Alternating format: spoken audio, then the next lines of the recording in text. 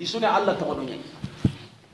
alhamdulillah Allah dulu tiga ere subhanahu wa ta'ala tiga Allah da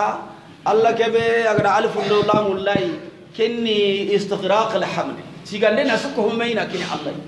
Allah tanangana tige kenni tigande kutte nyai an tigande ke walla garni Allah kallen no gonya wari gadan tiga tan cirenni tan no gon kullenni igaran na wari do siroy be Allah anda kenkinanga nanyangai tigande ko la garni Allah kallen tigande ke nyimme kanera hallena Allah da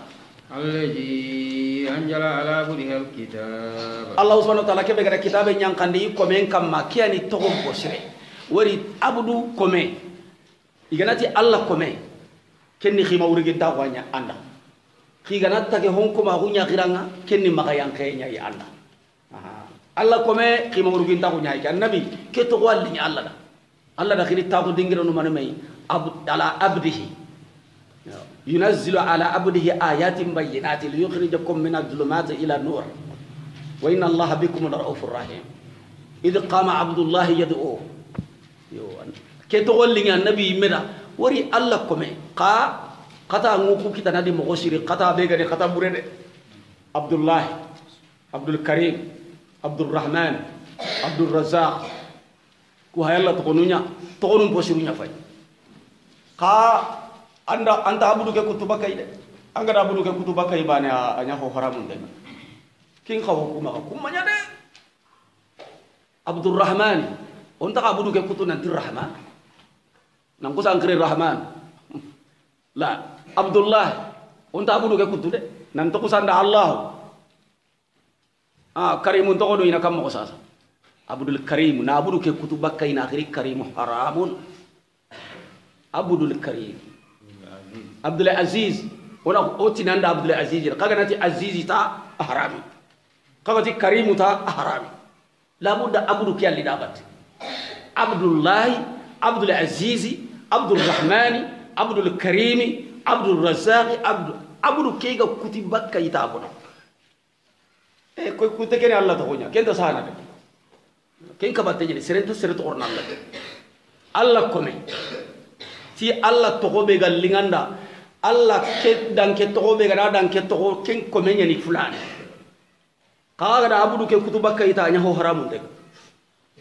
ko na ko tangi islamin kunda wari kharangi ke ni odi nan ni am aga annabi nyimme ngati me mahadi ila Allah ni o ganari hube ko ta be aga manya aw am kallenga ngure ango ina sagara na fuye an ganari ho manya te be yanna wuto anna hita bakari anyame yelle haranga de mame nyiga namma wari amanya to fo bure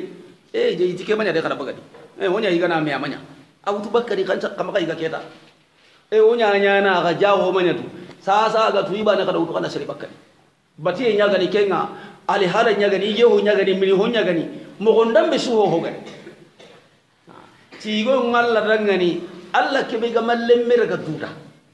na amallem mere ga duda ngani kapallem manya da amarendi tayyib alhamdulillah alladhi anjala abdihi alkitab ati tige ngwalla Allah kebe gara kitabe nyankandi ko men kam amanyenge nya qur'ana nyengente he akite nyengente he anyamaru nyengente he qayyima liyunjira basa sadi andi qur'ana asigite nyani ko qayyima asigite qur'ana dul seriya kebe ga yankado kitube no go yanka kunta qabulu qidide uhkimati ayatuhu summa fussilat na Allah subhanahu wa ta'ala ti qayyima asgintenni awatu qudumena qur'ana awatu qudumena de ma ila ajal sallallahu alaihi Allah subhanahu wa ta'ala kudu anna gongonde nya ba'san yang gangkata ngashadidan aku tengani na agreemina qur'ana agreemina tinangiri Allah bangi mella dono nangiri Allah bangi wa yubassir al mu'minin wari kana maraddunya kafir nun kamma hilla kapanun kamma igati qur'ana girin no kutana sha'ir sugana nyani adaga na tuwana wa inama yu'allimuhu bashar Allah subhanahu wa ta'ala dilla Allah kebe gara qur'ana yang kandang kamma ken qur'ana amagiri no kutana de milladono na agi Allah bagenya munazzalu min indillahi subhanahu na gira Allah no kunyahi biwasitatil malak aminul wahyi adana yang kana laki yandanga sai na jibrilu tayo wa ayi me bane do ayi do yogo leni tayo go aga do ayi no go no nayri tanyira wujine malaki awaka hinai mana ki an kontu ngako hina ina le aya no jogo to ji ka gilli minna jibril digame he annabi digame he to ho digame he man nan to gondi to qur'ana nan ti kalamullah ada gira Allah bangenya ide wa yubashir al mu'minin ana mu'minun kan mi so sanni nyakali alladhina ya'maluna as-salihat sorobe no go hisiru ngollini mu'mina gumbani ma wase koy anda wari Allah subhanahu wa ta'ala diga mum potam pancinte wa yubashir al mu'minina soroto ngondi to ti Allah tabana na ko ngata fare ngata kitabunga nina ro kam mu'mininu i nyagalindi ti arjanna i nyagalindi ti duna bire mo srenga duna bire mo sire kallem pallem bo bire mo sire hayatul barzakhiya qabran no bire mo sire i nyagalindi tay kam mu'minu ati mu'minu benu ya'maluna salihah mu'minu benu ko golli sire ndaba to golli sire lahu shurut al amalu salih an yakuna mashru'a asar de hananni ke angana golli sire be dabar ni tandal la batutay anyalla yimme anda kengolle sharia toni batutay anyi fare nyanda kengolle sharia tona alla batutay bidia gumun takhembo gadi pew kai duwa ho nyana silame nunga jana na nyalla mako fare makundo wonu ko amaduwatia alla mbate yaram to bidia ndo ge suda ga Allahumma salli ala Muhammadin bedu ko magayre da kan kitabe Allah mi ko fare mi ko Allah salli an ay lay jalle annabi kama inna Allah malaikatu yusalluna ala nabi ko gudan ko Allahumma salli ala Muhammadin no hede o bari walla khandu ko ta hunyani de Allah mbatte he duwa no he awai ka ban do nyani de bidiam para bu de nyani kan go di soni ngongunda ka duwa imati Allahumma salli ala Allahumma duwa o hede bid'atun wa dalala bid'a kullu bid'atun dalala intadi kuhe ti lew sallu ku halle duwa wonu intadi Allah ti dalile kinni serasu anyi men do nambade ka jama'iyya ke antan kamane al amalu salihu hasarti hananyani gollen na nyanganda Allah mbatte duwa ngene Allah mbatte nya adwa muqal ibada riwayat nada adwa hiya al ibada duwa ngikiane batiye ngil lallay annabi ni menna kinyande ana fatam panji ana golli asarti hananna nyalla do waray mashru'a wa an yakuna khalis al wajhi llah ana nyangura nyanda nyalla baniya anken nanya ibtigha wajhi llah anda nyalla muru nyana ngaray anda nyati allah amma nyadu ko amma nya sababu tarasuda anda nyati allah muru denya wa an yakuna muwafiqan lis sunnati muhammad sallallahu alaihi wasallam golle nange mu fare ngol nyam mo ngade giranna salli ji mutu allah anda salli ko anna rakanu fil salli igamanya fare nchalli mo nga salle he allah gantu banay sumu walla anda sumen ko mashru'a anyanga ni enchiren ni anda nyati allah mure nyay nako me amma sume ke manya fare ngara sumen ko mo be aga danya mo be allah mbate duwa ngenne allah mbate nya anyati allah mure nga aga mage mu fare ndu mo gonun da abati mo gonun nga allah mbate awato ko bidia tu aden tay yawm al khiyam akonte na allah kute ni dirubu nyanga anda ngana e wa allah subhanahu wa ta'ala ti sorobe no gatto ngondi ti allah bana ganka hunga ito ngondi ta annabi ni men faran na hunga ito ngondi ti qur'ane i wayna golli sire ken qaniya allah ga kawara batiyebe kembati kada nyati allah muru e nyai anya fare ngara kembati ko mo be ga danya mo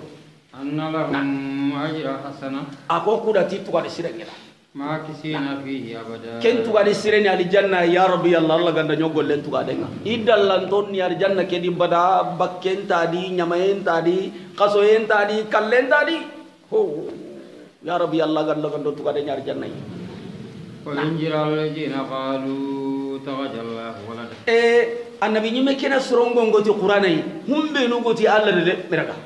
ma bi minil tuwagunti dangani tikayde humbe no goti lemme ngala ali abaihim amanya ifa basaman tombe no goti lemme walla maga atwa ko suntida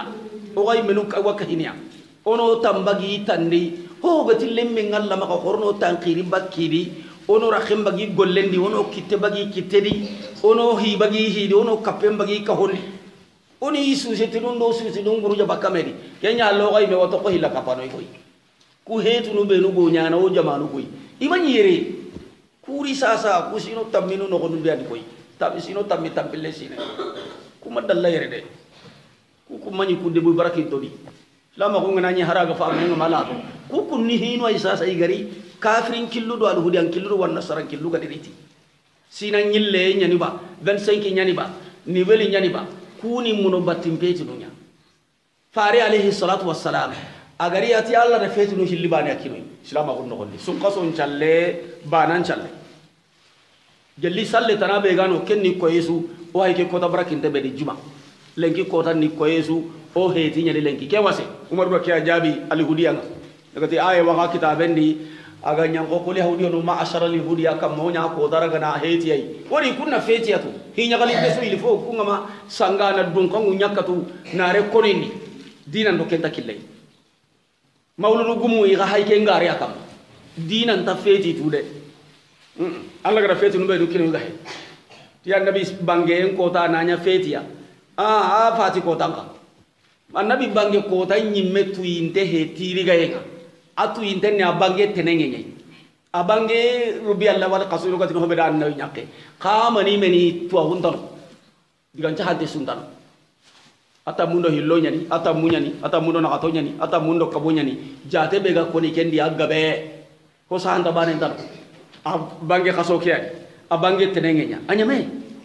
annabi anga annabi mawludun da barni kenni tenenge so anna asum tenenge do al khamis anna asum annabi nyemme ga tirindi ati ida tirindi tenenge nchumenga ati kotani isare kenyadi asara yadi sallallahu alaihi wasallama qur'ana wahayul lay tenenge nya aro madina tenenge nya fati tenenge nya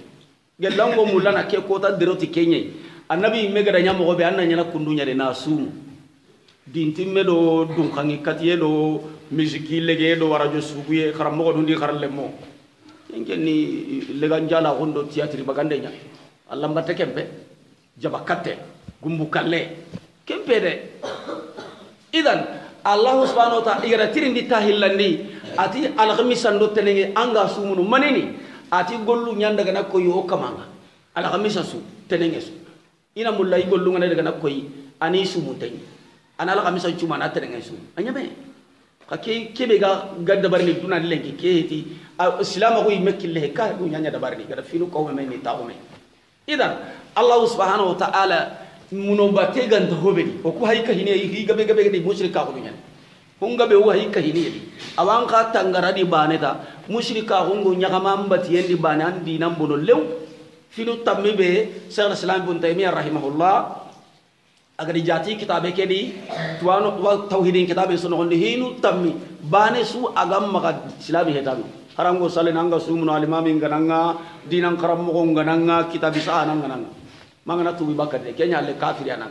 ndi nambo lew ngati kunda nawaqilul islam nawaqilul wudu ngam ngam ko be angana sale jirage nan duguta anda anta do ge nyanki angiri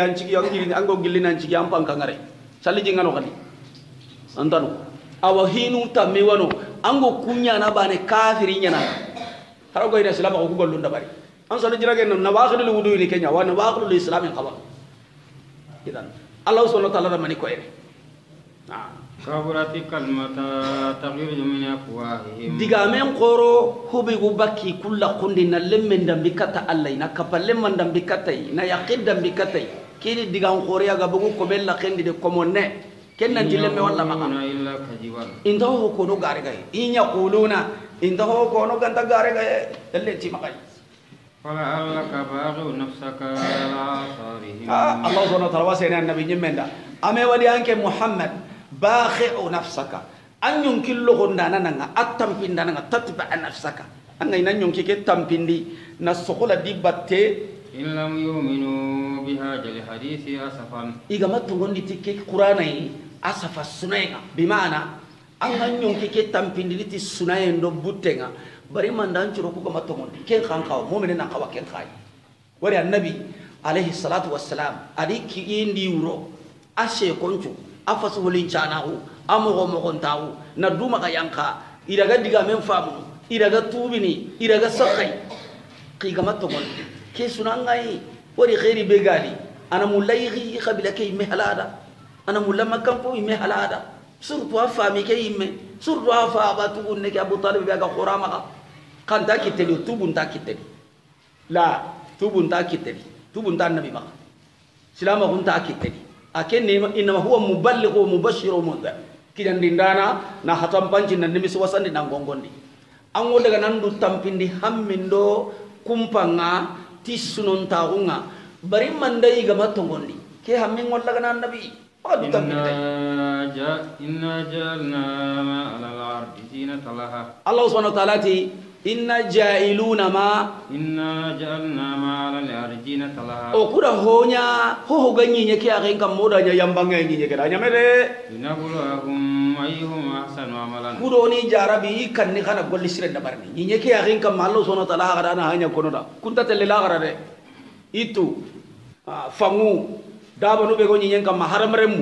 nyeke yambanga nyane anyame zinatan laha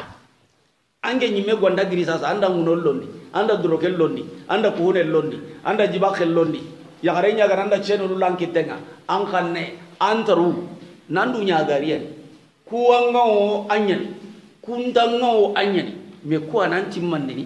kuwa nan talla nyagarini kuwa nan talla paramparodini alla di denganda kha naam awallahu subhanahu wa ta'ala ti ho go nyinyeke ya ren kam dunani yang koteke ya ren kam nyinyeke ayam bangeni itu be no gai tagawu be no gai ho go nyinyeke kamma daba ngalin to be no ga kamma har mare mun do jinna nun do gundu hondo jigan kon kayni jinyi mai asuni nyinyeke amaganye tay nyinyenya yambangeni zinatallaha yambange bane ni nyinyeke dangani har mare men magi dina bono do kuide linabluwahum ayyuhum ahsanu amala kudo na har mare mu ku jarabi kan ni kenna golli sire nyana na golle ndabari na sirondi na gemundi Allah nyamarunga Allah lingunga annabi nyimmun killun kamma nyinyeke yaren kamma gellaragi yaren bogono bakka nyinyeke yaren kamma danku yambangui wariti angonda sere anyakhe ina yambana aparandi anampare ni nyagare churodui ni kalinkatu ni na to kolin jogudui na litaganya ga jenang tayyib kana ga waragellai ka masalangenga ago jonko indonga mai salli hakatin kini angonya ga kitin bakka inampalle ko ina daga salli ba wala ngado khahaini tayyib ango anya qitini bakkai nandaga Allah batiyenda bari ba nalla nyamarun cikindi ba wala ake go barti nando Allah batiyenna wala sona tarti kada ho kino iduna di nabure iduna maganye tesu suni nyinye kya yambangi anya ho gadi kabe kenka yambangi na nyagalle attaga wunda kompondi pentirnu na brube nu gano lemu be nu gano ya rube nu gano anya ho gadi debe ke di yambangi na nya tokodi jamane ngo yambe mo sudi anja mangume atokoni kakamanenti na njarabinia yali ya wangiri ndini ki Allah nyamarun kamma ba anguma nya sababu yangi abati ibati ento kono ba angonya re jakake kamma na mungi ki Allah iba liyabulo ayyuhum ahsanu amala kono golli sire ndabar ne keno gondi na to Allah kallenga na utai na to kai jarabun tahiyani ta inna al-malu wal banun zinatul hayat kyan koni na buru kudo lemmu dunayam bangi ba ne na وإنا لجاعلون ما عليها صعيدا زرزا الله أكبر الله سبحانه وتعالى أكو الله ندي كني ناديغا من خيمان خورج الله سبحانه وتعالى نتوم كخورينيا إيك الله سبحانه وتعالى لجاعلون ما هو نيمون دانانيا هو عليها غنيا كمجو ona nyana mania sa'idan jurda ona nyana senya yakawante nyenga mahaida nyemma kan kuto be gadangi nyinye nan haramaremme Allah da haramaremme taga nyinye ngwa taga ende ada nyinye ke kodi ti maneji nyinye nji ku haramaremme jinji ku ngai imbe nji ku ngai na imbe akenyu angna mulla hoho anna ariyadi angara hoho rak hitakata wa mulla wa be nyinye kana mulla hoho ga sagidi nan ka hudu yanna lagari nyinye itenga kanto antoko sikide akanu bane nyinye nda tawdi ho ambire ne nyinye kiya yi an choroge na yadi ka to kam mo gonde de anke nyemme sahuda legene karne ka sen dalaga nyinye na mulana ho wa kawdi e wallahu subhanahu wa ta'ala ti ho ga nyinye kiya ken kam nyinye kiya yambange ni ida ya aja yambatai ila garna su kappa nyinye kiya ko tanyogo nyinye njuri gidu kube hakam matago be hakam haramremu yitu ho anya genga idunali kota wa sunya nyinye nga sunya sai jura kawante la ja'iluna ma alaiha sa'idan jurza ho go nyinye ke kama aswa karnen na nyase na nyinye nga na nyanya jura kawante nga anta to haramare men nyani keba gide nyani keba Allah subhanahu wa ta'ala kono ngane butu ngana timi aswa jurni na nyase jura aswa na nya kawante ai fangentano jintano hontano ida serem magidi na bonon ditikenga keduna surtout tenenge do talata ngari ne lenga suba ngandaga ngari suba ngane lenga andaga anda kubenu nyirangi tokoyre kay menta nyana njodi kubenu imme hay ko ni kunta ngane nyana kenda nyallandaga Allah subhanahu wa ta'ala ti kyo ho ganyi nyen kamma ina sunya sejuranye na sutoni na sunya sejura kawantenga na hata na suntakai bitonuna hani ta duna ubereke uche na أم حسبت أن أصحاب الكهف والرقيم كانوا من آياتنا عجبا الله سبحانه وتعالى أورونو قيسا كي سورة كي قيسا غورون دي قيسا غورون بني بينا يعني أصحاب الكهف إذا تقول سورة كي تقول تقول لبنو بينوي إنا يدي ذو القرنين قيسا نا يدي قيسا غورون كم بني بين سونا يدي الله سبحانه وتعالى أم حسبت من كي محمد دا جيجانا جاتي ننتي gidin kumme ke lemunu benu gadi na'am ado kire itir raqim ulama anu nda honga belle tay wonon ti wala hake be lemunu ku to kon chahande ngani qisa ke lagarunga tunganyi ko ke be haqatinga islami ke nan tagada igadi ro gidin kumme ke di ni to gondo yi khibaren chaha kiringola habei na ro gidin kumme ke raqinga na tagiya kunga raqim ke illa ni katake nanti kirin wala hanyane honta nanunti gide ke yimme kenya to konni raqe yogonunti khare wana gide ke ure ken gide ken khare to konni raqe yogonunti ay debe ke be lemon ko rutun kan yugo ke be dagayanuz agani debe ke be nanti ken debe ani arraqe yogonunti jamane ken jamane me to konni raqe ala kulli allah subhanahu wa ta'ala ti anken qoni da jiga ba muhammad wari ke wakahini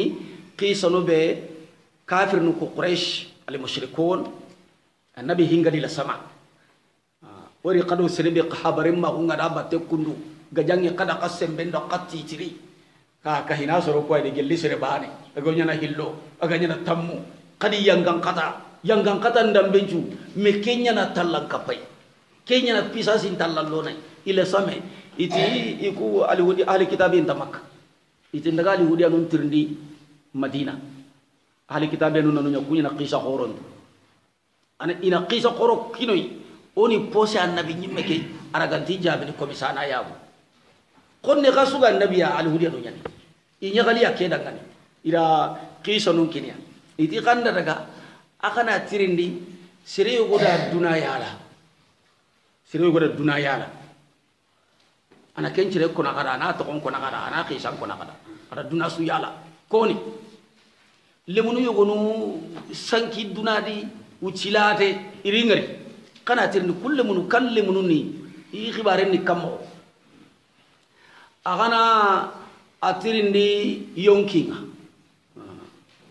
kana atirindi qasonga qaso aga jobbene kemo ko yana lagari kemo ya salunaka anna la ahilla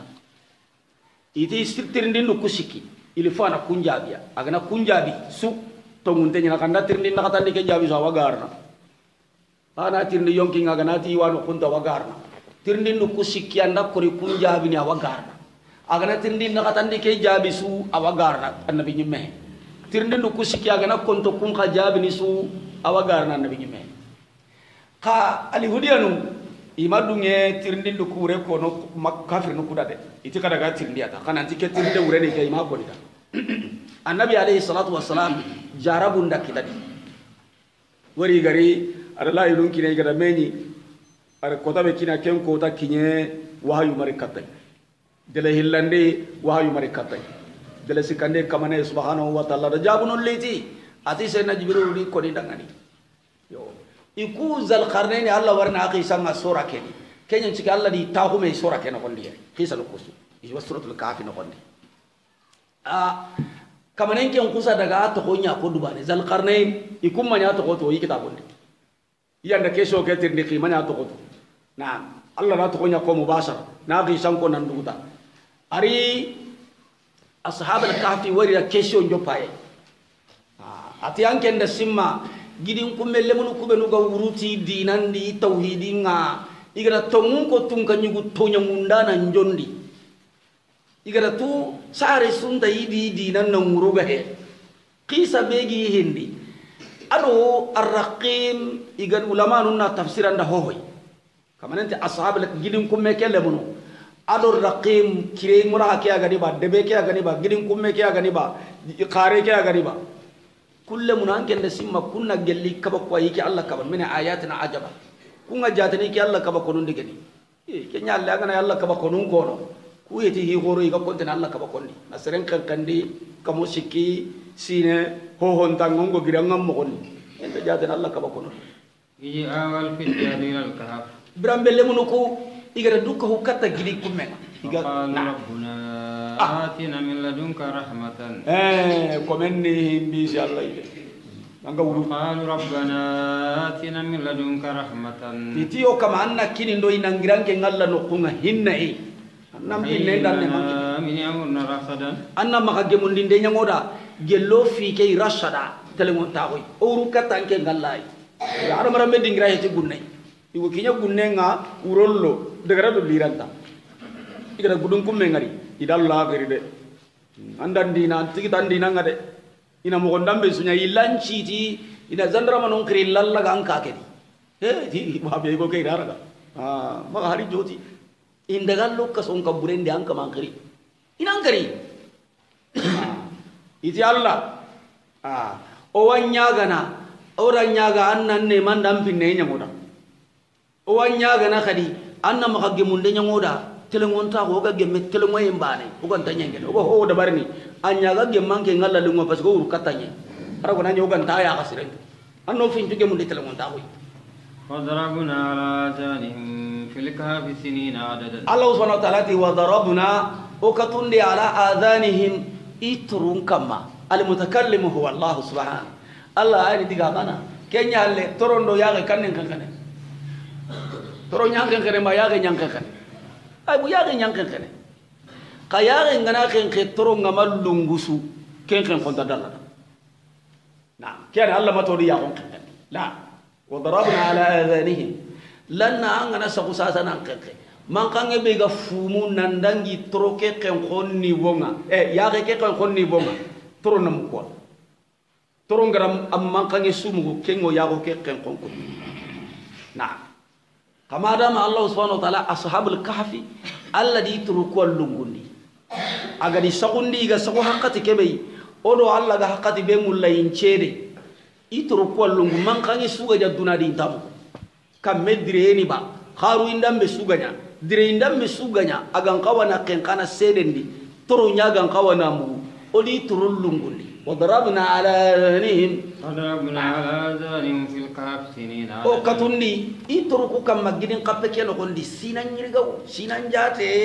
ko Allah me garna ko kamosiki wazidadu 9 ida kenya saqa ko ken ken dengo sagu odanga sedene toro suntiya thumma basnahum sagoni sedendi bakka ken kan ayyuhil kudo na tuindi jamo ku hillibe ahso kengan tanganta bimati honga labithu igara kengu cigirin ko meken ko ke jamo filli utwano nda kayilla ndikata jama gabo filliya yogonunti ille munu kuy menu be haqqe ngaji ko megen wori agwar ni qisa ke ko ni ga sede qisa ke la garunga i menu duru ngada me fay wori re kan ko ijago me ijate ko no iga bogo gidin ko men cellanga iga taguman jube nu ngari isa sabon ta amana dai Allah nabi ikunyi menun ku yonda illandi katti menu nanti menu watakande honta non da illandi wari ga serene danti debeke tung kanyu ngano kahirnu tung jamangano silaminu jamangano adanya nabillahi sariyanu khondi nandangi na lemnu ko khibaren koni nanti wari sede idaga yengu cengani haqqe be sirebe lugatu yonda hijbaini kellandi katta kunga kunta non da illandi ila ahli kitabi al hudu wan nasara wari kulebnu qisa iwan tawrata gumum maga awal injili gumum maga ikun qara tawrata ndo linjili nyelema nabillahi isa kitabe ida illa na faraquna taghyir ndo tabdil illani kisa ke gabi maka tawrat linjili gumum maka khisabane yogonu ganati keddatiani soro ku irege walla garina ko soro sikiani soro karagiyani soro tumiani jati banente idan allah subhanahu wa ta'ala kenti oda lemunu ku sedendi ona tuyi ayyul hizbaini jamoku hilli kanni bane kenni ahsa kengan tanganta ihsawuni angana jaten ka huma mai na totale kita kanni tanganten ni wucenda igara ken wucugidi kuma kena konne nahnu naqussu alayka nabahum bil haqq e wati annabi nyimmenda igarandirindi ko tirindin do yo wagidin ko mele mun ko qisan karanganda bil haqq akaranganda ti tongunye na ti qur'ana wahayanna ko ngawari kamana nyanche nanda subhanahu innahum fityatu amanu bi rabbihim hom panan ni kayde sereni hinju so tawhidin kamma lemunu wani amanu bi rabbihim itamundi ti kamanga wajidnahum huda allah subhanahu wa ta'ala to odi jidi kande yiti annan jidi tawhidin nga annan jidi kande nga ngo mu'mina ko talla angolliya ambatiniya annan munyi annan sabari annan dina keddefa annan gaja mandi nan gatto kamma gaja de diga na ko tan diga ko bel ko no garo nyande no dina go di islam ko ummati hitina nyanda ke dina sigindi ka bunne gajange kenni garenya kenni na dina lakatwa gajange nyanda ke dina tonto koy gajam minge ngam maka yanta siki idan an gajam panan ni anna gaja ina hata nan dan dina to manga jange nya sababu seretana naro idan allah subhanahu wa ta'ala ti lemnuku itongondi ti allah itoko ki tauhid ya kamma na fera kuti tauhidin ga toqi maga mogobe hari kenga nyana ikunga na mogodda mbeswa dabarni kamanen to da kande tallan kahima wazidnahum huda odi yidi kande ngade ya rabbi allah allah ganda kande ka homa وربطنا على قلوبهم oda tauhidin citi sondo mun kamma إجقاموا فقال ربنا رب السماوات والأرض bira be ga sigid daga yanusu jondi aga di tirindi bari gibaren kinya muna haga ndo nugudun kullugo na mamnu ina dinan dia nukusu iwadde ngira ndambe ci islamin umma kaga ne gami ci den diere kago sallini gibare sugaire nugudun kulle ke gama gaira wata lakke jandi de gumu wajun nanu ndakiya ko lenki de wal mam kay nakku do bari lenki de alan kisi ga mun ko kunna kata kadi gumu ayta attarancoro iki gollu jani koy idaga gibaren kinya ndi tun kanje ko itille mun wadde be kedi kulle munun tandi nake kammat tunganyi gugu Allah gare sere wada tunganyi ga ko ngawa atwa ko kinnan mugu ke mulla ina ya akhra kura ada hare ngare dalle mun kunne ge mi giri tri tunganyi gon jondi yo kumbane ndange kenya polisi ndange nya zandram anna ko sandi nan to ko ngara to muke be dabari anna tangkem anna kute ikunda nan cha ko Allah iga sigi ke tunganyi go gore jondi aga di tirindi Allah subhanahu wa ta'ala to da tauhidin tallanciti sondo mun kama ina tomunko itun kanyi kon qalu rabbuna rabbus samawati wal ardi atida mugun nanti ka kunna dina tanadi kanti ke dina ke di zamanin suni ke abata lemunu ida me fai ka kun kamanni koy kadinan ni koy ito ko kamanni Allah rabbuna Allah ke be hogani kamundo nyinya rabbus samawati wal ardi kamane be gara kamundo nyenta ga amare ngada tagi honju ga na khallenga itu tunganyi go kama hitanga koi ko kama ni Allah ide ona ya bata lan nadwa min dunihi ilahan wona qurandan dangane kan turungi lan nadwa harfu nafe iti maga hari tamage nan to koyle ne nallangen dina gadi namboto abadan lan nadwa o kunta ga khirindi ni law tunka badi hota na Allah ga ay wonta kenya na koi laqad qulna ijan satatan o kuti kemperandang yese hede o gana daga kenya o gana daga kamane tanagre Allah de o gana anken tunganyi go batu nan kenya diga mullaga nalla kallen to kono o kemperandang koy o kuna Allah batta koy yalla ngara kenya mo dinan ni silama kunya ona Allah batta ona yakilli on tabbati go suqille Allah gay o kuna daga kamane tanabatu na khiri na nyalle kembe o nya kemperandang tunganyi gondi atele bunu nyane kadi warin daga Allah wi ko men pasana de adi kadi warin daga le bunu nyane kadi warin daga uce gana dangi me wadi di hakale na me wari ina sagi illi kadi warin daga dangi walla kundo on tanya na kadi wara daga ina illi inti hirniyo na هؤلاء قومنا اتخذوا من دونه آلهة iga bogu tun kanyi gomba ngai menu daga meori idi tun kanyi gomba da wara kunda ndai lo khille obone nyano ide poron ta hera nyana omuru poronguru ngana illo khille o kunda gillo dina ke kam nta sanchene onta faragunu onta gilla kam anyana ga no khira ka kibe nyano no kenyo ewa i menu hera nundi ara unda koy mai qoron daga iti haulai qaumuna ire nyoke no konne iti ku hayo suro ko sara no ya gada bati ho araga allah ittakhadhu alihata awrani kay ya gada bati ho araga igambata allah hede wawlatuna alaihim yani golle kay ya la igallino iti dalilai bayini abangante patam pancinte gani siri suganati wagare ro nan nyin ko landa kama na dalile kan kitande iga ina kuwo hogiri iga bati garante kebe su dabariri iga killi garante kebe su kamma dalile tiya serebe gana tanda bo ku kunduba ko disu ku benu gara ku jopa iga hedi tu toile iga hedi sam kun toile iga hedi alla ko burando sere maro kenga de tilka ummatun qad khalat intaha me anke ngobati kille kebe kamma anga muno batte kebe kamma anga bidia kebe kamma anga kafira kebe kamma iga ta manya anke ngwati na sabatin tani dalle ko itu suru ku hay huwa batallahi an ko ga ina to be ri allah ni kebe gamma allah batiye nyen an ga kursini no be da kaga kebe kursini kana kursini allah da ko kebe karni kana karni allah da kaga mu no dingira no kube no yori ni dingira be ga yori ni kenye ya ga kam magga be palasi bane yori ni tunadi al kaaba ya allah subhanahu wa ta'ala to ngalle mun ko di itu ku suru yayi huwa batade allah bo yali gallini ti dalili bangante ko be ga giral lay nanti dan kene Allah bati amana dilam mimman fara hikadi ko kan toranta nan ko to serebe gara garin ta Allah na Allah batuti hoy nanti kenne Allah batte nya garen kane ke kaman toron li burude na wa ya tajaltumuhum ma ya'buduna illa Allah kembere hanke idi sasa ke khoronda ngal tare gumu ndoki sagumu aro mufassirun sharhundano ibogo mo debe kedi na mana gaben do qisa gaben kai ibogo kammo yogo non tida duka hu nella janga no ma yogo non tida duka hu nella koda katano be nugo bakka nan daga koda katu kamballenga yogo non tida duka hu urano be nugo fatalo khayene daga bakka nan daga uru kamballenga na antre manda bari yogo ni da heranya imbogu debe kedi bogu mo be sereganta sobini dinanti ku hay do me ay gadaga sereganta sobine de nanti yo kenya hay maga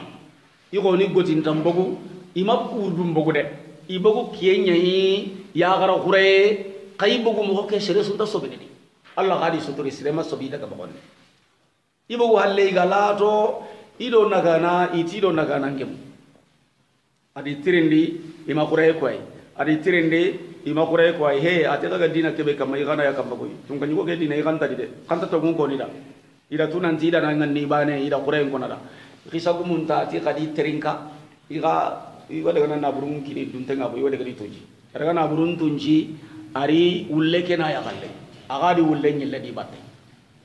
birambe iga daga igalato idiga munya fay ku medan ngani itikamo wa ya tajaltumuhum ma ya'buduna illa Allah iti birabe khagalato bakke itazaltumuhu khaga sure bakkatun kanyo kedi debendi jamandi dinanga adi ga ho batta Allah ga he oti onti mulla iga ho batta Allah ga he wala to bakka wala to kono kembi don kamani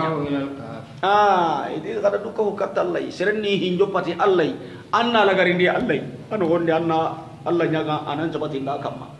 kembi iti urollo ke gidin gumme na re hukuran haramara me digira he gidi gunne fa'u ila al-kahf ewa giden kummu ka gunnendi kummu ado gidin bambu agangabe annanyini fo nyangu ado fo nyatu iga hannan waro rakonni gelle kaga maro na nyino agangabe kaga naro iga bugunan daga yale warni na kanyino ay way tontu ge Allah kama uru katallay uru tunga nyugo ndi debendi jamanen di dina burenya igarantan dina to uru katallay ke gidun ko me korollo fa'wil al kahfi kada dukka hu gidin ko me ngawrni karo ke gidin ko me no gondi kantu ge Allah kama yansur lakum rabbukum min rahmatihi aga kama Allah ana sankinde nya gada gelli ne mandi hinne ngani hinne jo aga kama Allah ne man tintenya ne minal muslimin ويهيئ لكم من أمركم مرفقا أنا جمون دين غدا غني جل خفي كي مرفقا ما جمون درام بوسرة أنا كينيا غدا غني والله سبحانه وتعالى نياغا الله غندو خفي نو ما جمون دي سوابا الله غندو لا غرو تشرو لنا فامي سيرو لا غرو مسره نيو غدا غني بمن الله وكرمه اللهم صل على رسول والسلام عليكم ورحمة الله وبركاته نغتي يسوني الله تقولوني الحمد لله الله دولو تيغايره سبحانه وتعالى تيغين الله دا الله كبه اگر الف الله والله كني استغراق الحمل تيغاندي نسكو همينا كني الله تنانغنا تيغي كني تيغاندي كوتي ني ان تيغاندي كي ولا غرني الله خلين